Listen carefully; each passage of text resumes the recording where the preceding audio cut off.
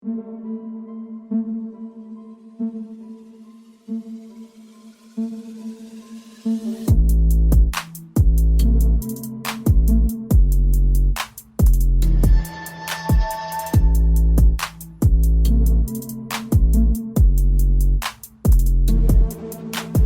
and welcome to the 10th edition of the Next Man Up podcast. My name is Logan Wortman. I'm recording this episode on the evening of Sunday, November 29th. So just the day after we got that Mike Tyson and Roy Jones Jr. fight, along with the Jake Paul and Nate Robinson fight, which had a very shocking ending, at least to me.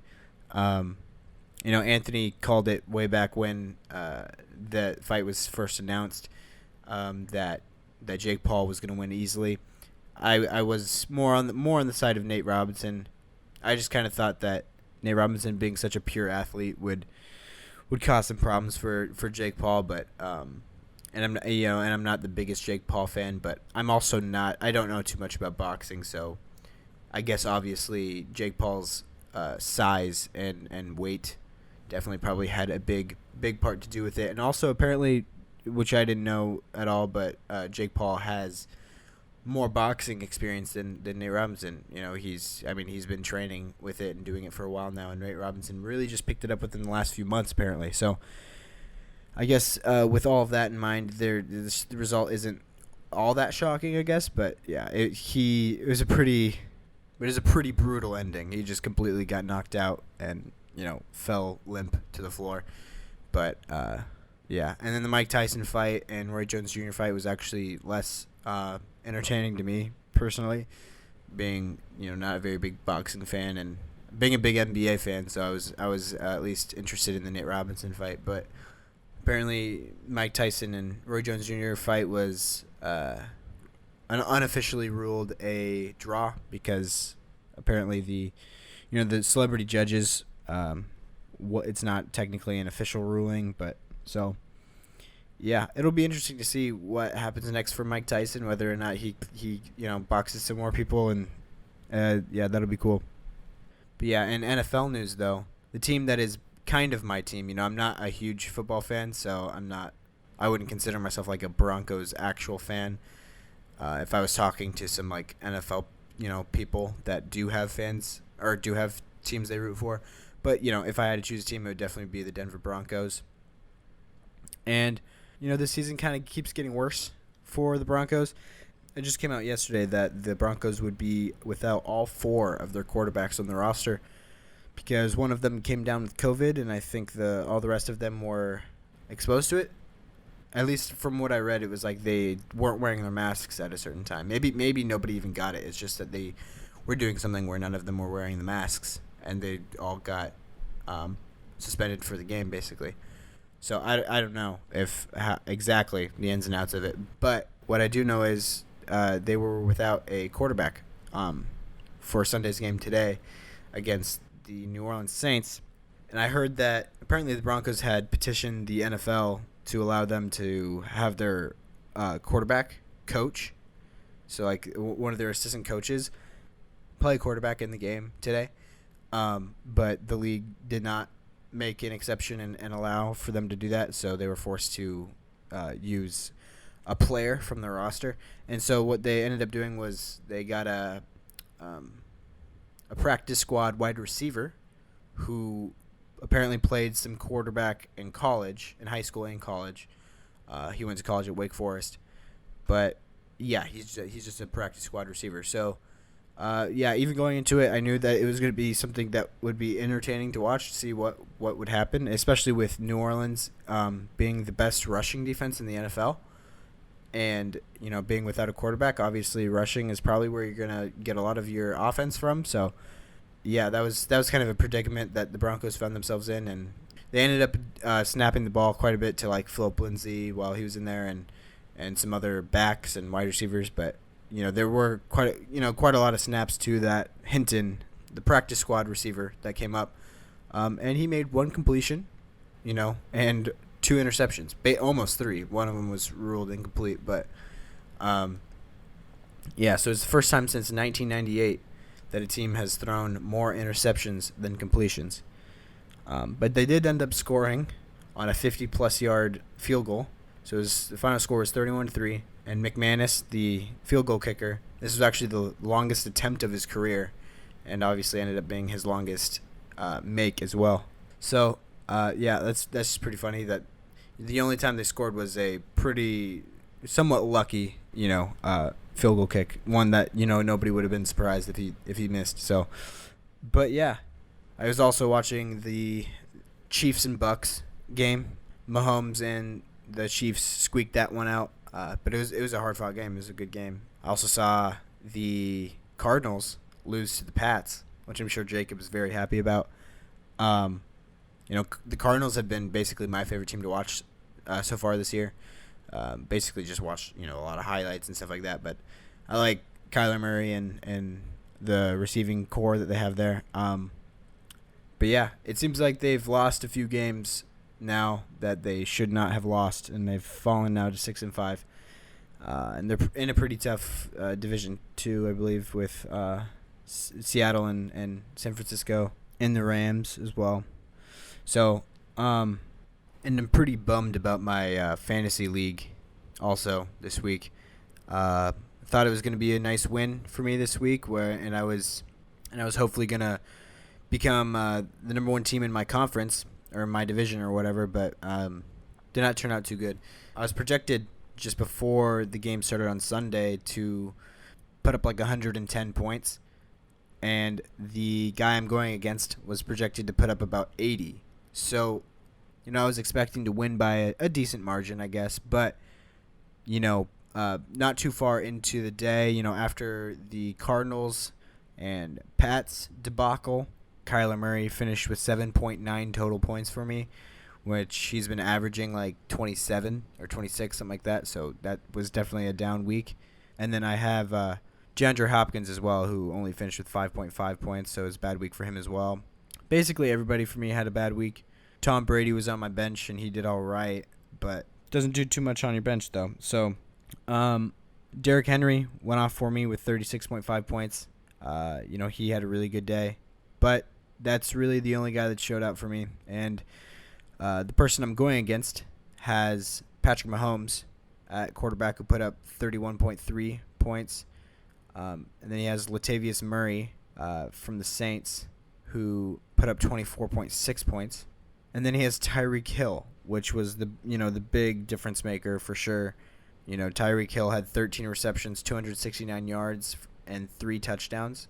He put up 44.9 total points for my opponent. So wasn't super happy about fantasy this week.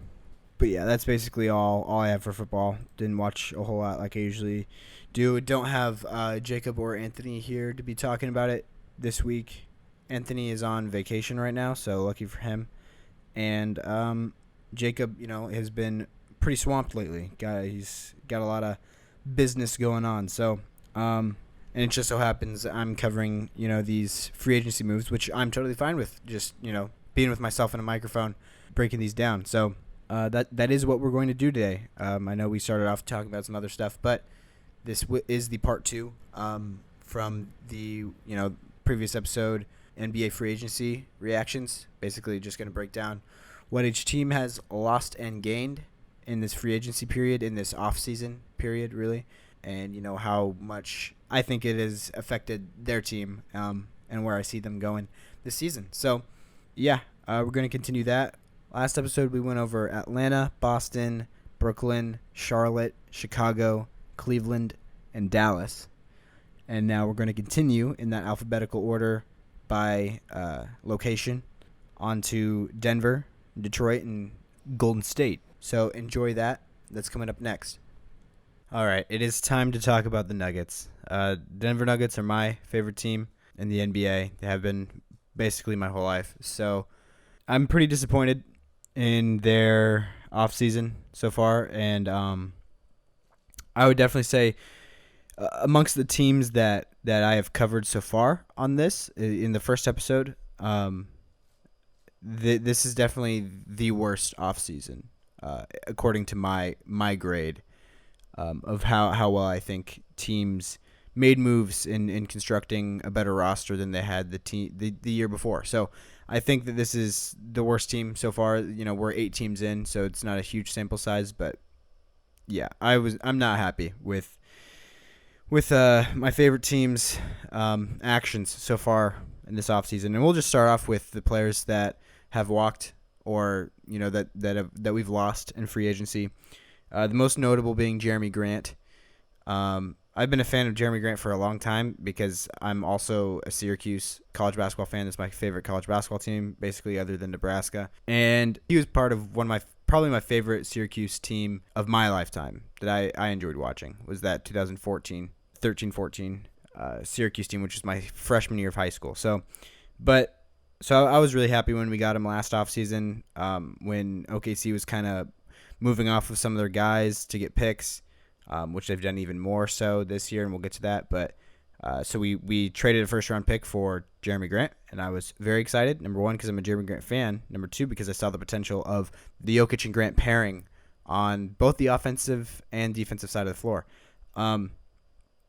He's a long, athletic target for Jokic on the offensive end who can stretch the floor at least decently well, and he has gotten better at that basically every year of his career at stretching the floor. So in that regard, he's just a great teammate for Jokic on the offensive end. And then on the defensive end, he's very, very long. He has a lot of lateral quickness, very, very switchable defender, can stay in front of a lot of guys, and possesses a little bit of rim protection as well just because of his length and athleticism. So he's a very, very good type of player to have on the floor at the same time as Jokic on the defensive end as well as the offensive end. So, that's definitely what hurt the most about this offseason so far is the loss of Jeremy Grant in my eyes. So, he walked and signed with the Detroit Pistons. He had a player option for this offseason. I believe it was around $9 million.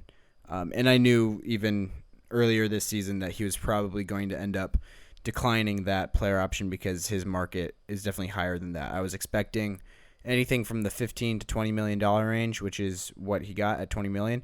And most people that I hear on podcasts and shows and stuff were really surprised at the amount that he got, and I was not at all. That was definitely the ballpark I was expecting.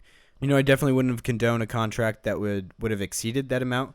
Where I was comfortable re-signing Jeremy Grant was around that $15 to $20 million range per year. So, he ended up getting that from the Pistons, and apparently the Denver Nuggets even tried to match that amount. We offered him the same exact amount, and he decided to walk anyways because he saw a better opportunity in Detroit for a bigger role in the offense.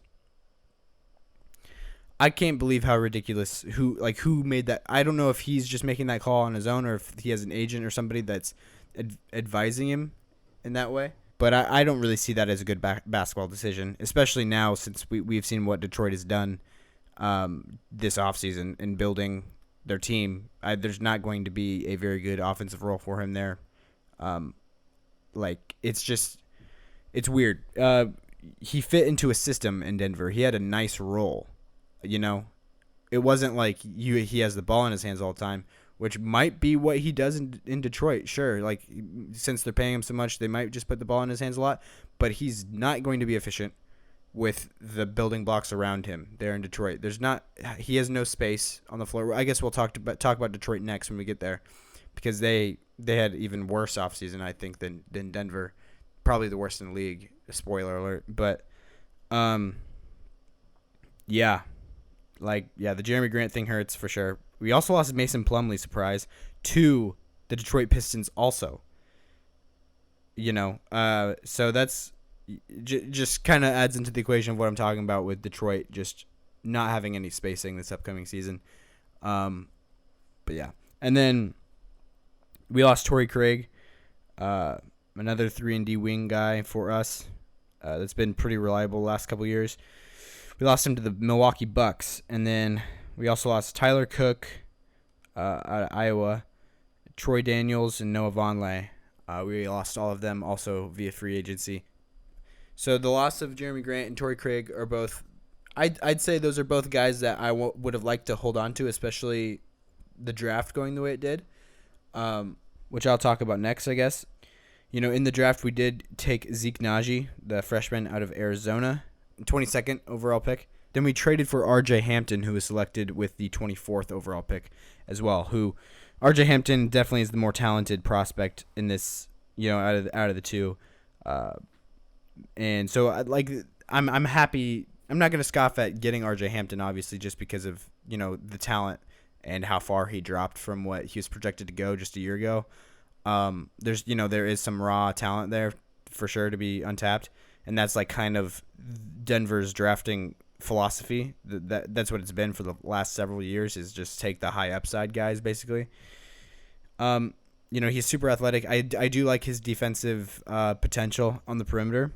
But I think coming in right away, he's going to fit really the same type of role as PJ Dozier. I talked about this on the last draft episode with Anthony, if you guys remember that. But I think that's just where he's going to kind of fit in the same type of role that PJ Dozier plays, and I like PJ Dozier. So I just didn't really feel like RJ Hampton would have been the best pick there. If you guys know anything about me with drafting, I am a huge draft on fit type of guy, especially when you have a winning team, when you have a good team already. I just draft on fit, stylistically what you would like to improve. That's just kind of my philosophy. And if you have the pick where there's an obvious best guy available type of thing, yeah, sure, take him and flip him into something that fits your team more stylistically. You can use that value that you draft, the amount of talent that you just got in that pick, and flip it into something that serves you better, that goes in your direction more. Just don't just go in the direction of wherever you see the best talent. Then that's how you end up with a hodgepodge team that doesn't really fit with each other. So I'm not saying RJ Hampton is a terrible fit here. It's just not the direction I would have gone. Same with Zeke Naji. With the 22nd pick, I would have loved to get a guy like Jaden McDaniels or even Desmond Bane, or some players like that. Some guys that would fit the role of more of a versatile defender, switchable defender. Jaden McDaniels probably, if I was the GM, if I was Tim Connolly, that would have been the pick for me, personally. But especially knowing that Jeremy Grant was walking, that would have been such a nice piece to replace, to try to replace Jeremy Grant, would have been Jaden McDaniels, being a very athletic, long, switchable defender with some 3-and-D upside. So the reason why I'm targeting certain players that I would have liked better, or why I keep talking about switchable defenders is what I want, is because our biggest problem, the Denver Nuggets' biggest problem in the playoffs, that prevents us from getting to that next level, is definitely the fact that Nikola Jokic's biggest shortcoming is rim protection. As far as rim protection goes, he's just a complete zero, basically. He's a good team defender. You need to build a team around him to where he's actually a plus player on that side of the ball, on the defensive end. And you can do that if you build around him in a way that negates the need for rim protection from him. And for me, I really feel like there's 3 answers to that problem. One of them is my least favorite answer, and that is the answer that it seems like the Nuggets are going with, and that is to have a backup center that is good at rim protection, good at the things that Jokic is not good at. And that's what we've done basically the last couple seasons, and I think this is just the worst. That's the worst possible answer out of the 3 that I've come up with to this problem. Because that's what we've done the last few seasons with Mason Plumlee. Whenever there's a key moment in the game, where there's a one defensive possession where we have to prevent the other team from scoring, we rotate Jokic out, send him to the bench, and bring in Mason Plumlee to protect the rim. And I'm just of the mindset or the opinion that I would like our best player to be on the floor in key moments of the game. That's just my opinion. But so the 2 other ways around this problem, both the ones that I came up with, they allow for him to be on the floor in those moments. And so the first of these solutions is to add a unicorn type of player that provides elite rim protection, but is also versatile and mobile enough to stay on the floor at the same time as Jokic, play alongside him in the same lineups, where you don't have two slow-footed people on the defensive end. It's a guy that can guard the perimeter as well as protect the rim. And then on the offensive end, to be ideal, he would need to stretch the floor as well to fit alongside Jokic. And so there's not a whole lot of players like that. The most obvious one probably being like Anthony Davis. Some more realistic options are people like Jaren Jackson Jr. or Miles Turner, kind of. Although he's not the most versatile, but he does provide elite rim protection. Another guy kind of being Porzingis, and he's fits that same mold of like what I said with the Turner one. He's not a super mobile defender, but he is a guy that can survive at the 4 and just provide elite floor spacing as well as rim protection. So you're looking at very few players throughout the league that would really fit that mold, and so that one's a little bit unrealistic, but it is still conceivable. The other option is my favorite of the three, and that is what I wanted and I predicted that the Nuggets would try to move towards this offseason, and that is to just get a whole cast of versatile, switchable defenders that can shoot threes, which is like a very common mold in the NBA, versatile 3-and-D wings. Jeremy Grant fits that mold, so I would like to bring him back. Torrey Craig also fits that mold, so I would like to bring him back if we didn't add other pieces. In the draft, I would have liked Jaden McDaniels. I would have liked Sadiq Bey. I would have liked Josh Green. I would have liked Desmond Bane, Devin Vassell, like those types of players. That's not really what happened for us. I think we drafted Zeke Naji of trying to fit that Mason Plumlee role of being a backup center that can protect the rim, and he's also got some 3-and-D potential. But he's not. I don't think he's mobile enough to the level of being on the floor at the same time as Jokic, especially in like key moments of playoff games, that type of thing.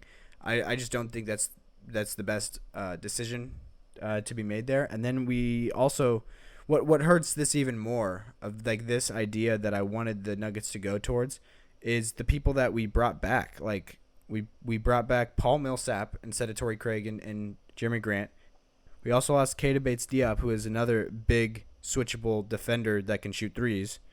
And we added JaMychal Green, who, he shoots threes, but he's kind of like Paul Millsap in a way. Like he's not going to provide rim protection. He's not going to provide defensive mobility. It just hurts. It hurts to see the moves that have been made this offseason, especially after having a couple really good off seasons in a row, making good moves. All of the moves I've seen so far have just been either okay or just bad. Like the RJ Hampton pick, okay. Zeke Naji pick, I didn't really like, and all those other free agent moves I was just talking about, I also did not like. But hopefully, Will Barton coming back will be a nice difference maker for us. Michael Porter Jr.'s growth hopefully will be another thing that really helps us, and hopefully he begins to develop on the defensive end more. I liked bringing back Bull. Like that, yeah, that was pretty. I like that decision. We brought him back on a contract. Jokic still being the best offensive big man in the game, and then Jamal Murray, up and coming point guard, microwave scorer, has shown that he can take over big games with his scoring ability, and hopefully he maintains that.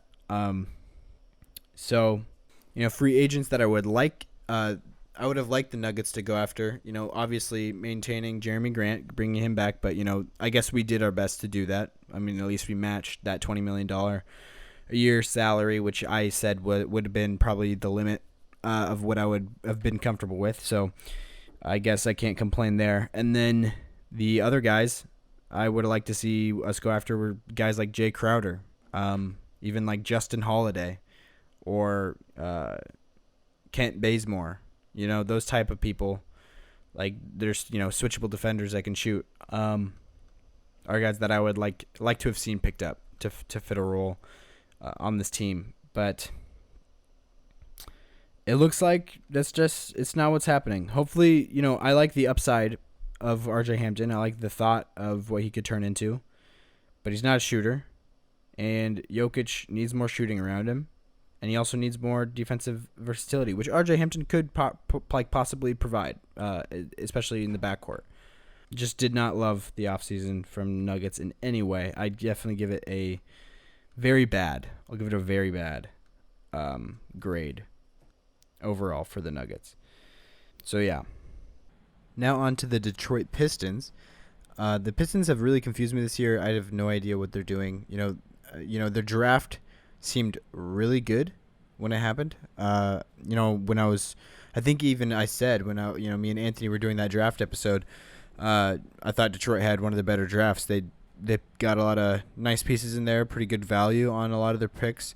But ever since the draft, they have confused the living daylights out of me. I have no clue what direction they're trying to go in. It is probably the most befuddled I've ever been by a NBA front office and their decisions. So, at least in recent memory. But yeah, in the draft, I loved them taking Killian Hayes with the 7th overall pick. That is exactly where I wanted Hayes to go. I'm a big fan of Killian Hayes, and I think that there was very few teams that would have really fit him well for entering his rookie campaign, and I thought Detroit would have been a really good one because it's with Killian Hayes, similar to LaMelo Ball as a rookie coming in, to really see what he can do for you. I think you really want to try to turn over the keys of the offense to him. So I think the perfect situation for him to be in was to go to a team that is really lacking that offensive first option, and Detroit is kind of in that area. So I thought that was a good pick, and that's the same reason why I think that picking him instead of Tyrese Halliburton was a really good decision. I have heard a lot of people on podcasts and stuff say that they really didn't like that decision for them to draft Killian Hayes over Tyrese Halliburton, and that was like some kind of huge mistake or something. And I just don't really agree with that. I'm not saying that Killian Hayes is definitely the better player than Tyrese Halliburton, but they're very different players. Killian Hayes is definitely more of the number one scoring option type of player for you. Tyrese Halliburton is more of the complementary guard that just does all the winning things for you. You want to add him to a backcourt that's already kind of established with a primary ball handler and scorer, usually. I think it would be the best fit for Tyrese Halliburton to go in, and that's where he did go with the 12th pick to the Kings alongside De'Aaron Fox. But we'll get to that when we get to the Kings. I did like Killian Hayes going there at the 7th overall pick. Isaiah Stewart was their next pick at the 16th pick, which they traded for to acquire. I didn't love that pick. I think, as far as big men go, there was a couple pretty good ones on the board still with Precious Achiuwa and also Zeke Naji even for them. But, yeah, so Isaiah Stewart being, basically just a defensive rebounder type of guy doesn't seem like he's going to provide a whole lot else, especially just starting out. Definitely not any floor spacing. So, but, yeah, it wasn't a terrible pick. Could have been used as, like, a guy to get rebounds in the middle and maybe do some pick and roll action with Killian Hayes, which is an area that I think Hayes will be utilized in a lot, or should be at least. And then getting that Sadiq Bey out of Villanova at the 19th pick, I loved. Sadiq Bey was one of my targets in the draft for my team and lots of teams. I thought Sadiq Bey would have been a great fit. Lots of places just because of his size and his three-point capability. And defense ability. He's kind of the perfect mold for the league going forward, providing floor spacing and defense. So at a really good, nice size too to play the 4. And just think about these 3 players that you have from the draft already, building an offense around them. With them as some of the pieces in it sounds pretty good. I see the floor work for it. Killian Hayes and Isaiah Stewart running the pick and roll with Sadiq Bey in the corner, spotting up in the corner for a kick out. And Saban Lee with the 38th overall pick is who they took as well, which I thought was decent value for where they picked. So yeah, the draft. That was a good draft. And then what they have acquired since then is they've added via free agency Jeremy Grant. Stole him from my team, the Nuggets, for $20 million a year. And then Mason Plumlee, also from my team. And Jahlil Okafor from New Orleans. And then Josh Jackson from Memphis. And then via trade, they got DeLon Wright out of Dallas. They got Musa from the Nets. They got Rodney McGruder from the Clippers and Dwayne Dedmon from the Hawks. So right away, like, you're adding a lot of bigs and not a lot of floor spacing. Like, where's the floor space for Killian Hayes to perform, in a high screen and roll scenario or in an isolation scenario? Like, the type of player that he is, the type of player that you're going to want him to be, is not going to be unlocked with a roster like this. At least, like, Jeremy Grant, fine piece. That's fine. If you got him out there starting, let's say you got Dwayne Dedmon, who you trade for at the 5 or something like that. Mason Plumlee is not the best idea, but like, at the very least, before I add in all these other names, you could have gone with Killian Hayes at point, let's say, with Mason Plumlee at the 5, being the roll man, and Jeremy Grant kind of being that spot up guy in the corner more so, because he does possess a bit of a shot like that. Maybe DeLon Wright in the backcourt as like a defensive backcourt mate to really provide some defensive versatility. He's got like a decent 3, as in like league average. But then they just don't have any shooters, they don't have anybody to shoot. They have Derrick Rose, not a shooter. They have Blake Griffin, not a shooter. But both of them take threes, sure, but they're not floor spacers. They're not floor stretchers. They're not going to command attention when they're off of the ball, which is what you need for spacing. So, yeah, I don't love what the decisions they've made with all of that. And they lost like their guys that could make shots. Christian Wood, they lost. They decided to sign Jeremy Grant instead. They lost Langston Galloway. They lost Brandon Knight, Thon Maker, Jordan McRae, Derek Walton Jr., Jordan Bone, Louis King, Bruce Brown, Luke Kennard, Kyrie Thomas, and Tony Snell. So there were some shooters, at least decent shooters in that group of names I just read off. So not a great offseason for the Detroit Pistons. They're not building the team exactly the way I would, in terms of building around a player like Killian Hayes. A lot of these guys you've acquired that you should probably give playing time don't really line up very well, don't really fit well together, especially when you got a guy like Killian Hayes coming in and trying to build something new with you. So, yeah, did not like the Detroit Pistons offseason. I would give them a very bad as well. They've gotten a very bad. So now we've got those two teams out of the way, Denver and Detroit, both getting very bad. Those are definitely the two worst so far. I think Detroit probably is definitely worse than Denver, so maybe I should give them like a horrible or something worse than a very bad. But yeah. All right, now on to the Golden State Warriors and their offseason. Obviously, in the draft they took with the number 2 overall pick, James Wiseman. 48th overall, they took Nico Mannion. And then 51st, they took Justinian Jessup. So, I really like the draft from them. Obviously that horrible news that came out on draft day of Klay Thompson tearing his Achilles, now on his right leg, I believe, instead of his left, where he tore his ACL in the 2019 finals. So he missed all of last season with that ACL injury, and now he's reportedly going to miss all of this season with the Achilles. And obviously that's just completely awful news for the Warriors as well as the Earth. So that really sucks. Klay Thompson, one of the best shooters of all time. I don't know how he's going to be once he recovers from both of these devastating injuries, but hopefully it's better than the track record is. But yeah, so with that Klay Thompson injury in mind, I think that Golden State did a really good job of piecing together, replacement pieces to really, patch up that huge void that Klay Thompson's going to leave. And adding James Wiseman, it's a great decision, I believe. This is really the first,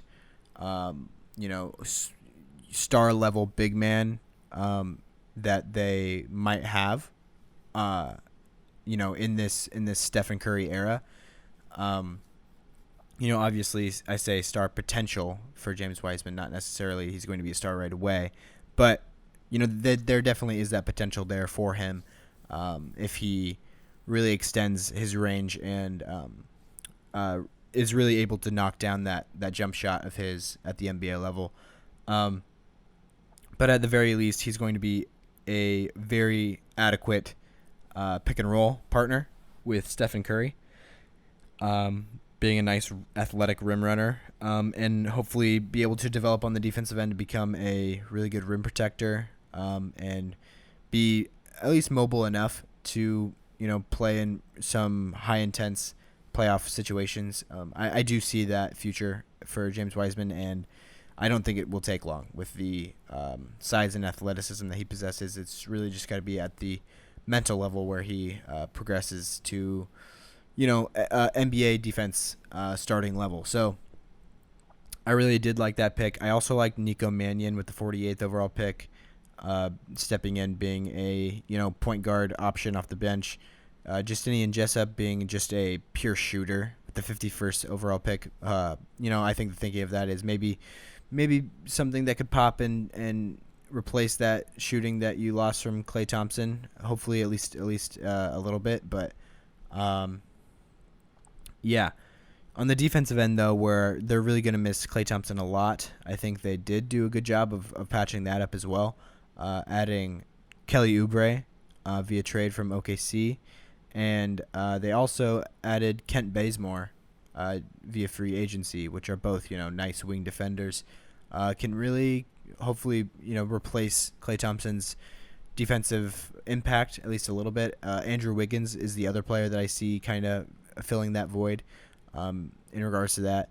And then they also added Brad Wanamaker via free agency as a somewhat of a ball handling option off the bench, and he's got a decent enough shot that he might be able to play some meaningful minutes here and there for this team. But yeah, apparently the people that they have lost is Dragon Bender and Kai Bowman, so not too big of hits. They still have Damian Lee, Jordan Poole, Wiggins, obviously, Steph, obviously, Marquise Chris, Draymond Green, obviously, Eric Paschall, Kevon Looney, rounding out that core there. So yeah, I see this team with the potential of making a decent splash into the playoffs in this Western Conference. My prediction is somewhere between the 10 and 6 seed, probably somewhere in that range. Just obviously with the implementation of this new play-in tournament to get into the playoffs, the 10 seed is able to actually make it into the playoffs. I wasn't thinking of that when I said 10 to 6 seed range, but technically that that whole range is the playoffs. So now, but which I really like that addition. But I give the Golden State Warriors a pretty good. I think they've done really as good as they could to replace or try to patch up that Klay Thompson loss. Obviously, they're not going to be able to do it fully. You can't do it with a player like him, but yeah, I think they went out and did the best job they could, and yeah, I really commend Bob Myers for that. So they've got a really nice front office there in Golden State, and they've had it for a while now. So yeah, good job, Golden State. So I think that will conclude the episode. Going through those next three teams that we did, the Nuggets, Pistons, and the Warriors. The next team will be the Houston Rockets, alphabetically, that we'll go over in the next episode, in part 3. So yeah, thank you guys for listening. If you liked it, please give it a like on YouTube, comment, subscribe, follow the feed on Spotify, all that. But yeah, thank you guys for listening, and I will talk to you guys next episode.